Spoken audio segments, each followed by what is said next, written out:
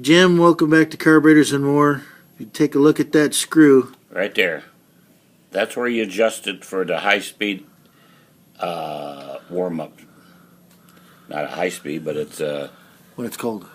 When it's cold warm-up screw right there. You can make it so the engine revs up like you want it to. Okay?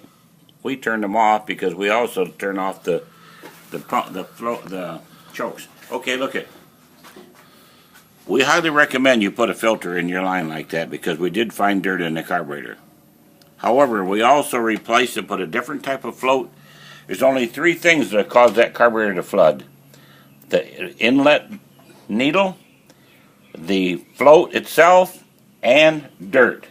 So we're recommended for your part, go ahead and put a filter on it. You can take this apart with your hands, dump it out, blow it out, and use it over and over again, and you can look and see if there's dirt in there. Okay?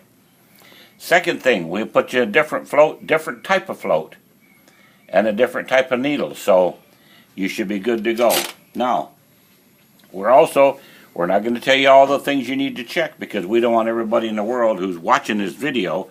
This carburetor was sent in for repair. The symptoms was flooding, and we explained what causes that. Now, there's one other thing that causes flooding, in which we sent you the paperwork, or we will send you, on the type of fuel regulator you got to have and the amount of fuel pressure that you got to have. You cannot use certain brands of those regulators. There's only one brand that works. We've tested lots of them. So if you're doing all that, you shouldn't have any problem. Okay, right now we're going to crank it up. Thing really runs sweet. I'm going to turn my pump on here and turn the air on because it's getting a little warm from testing. But the first 2 tests, they tested, it did flood. But then we gently put air in there, and then the next 2 tests it did not flood, but that still did not satisfy us, so we disassembled it, and it has not flooded one time. We left it under pressure all night long to make sure there was nothing else wrong with it, and right now all the gauges are right up to par. While you're back there, put a load on that thing. Let's see how it'll pull the load up the hill.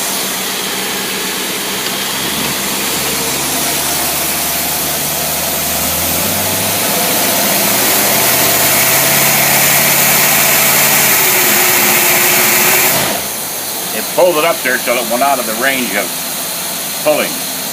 And we put a load on there equivalent to about 2 cars. So if that thing will pull 2 cars, it'll sure work good with that one.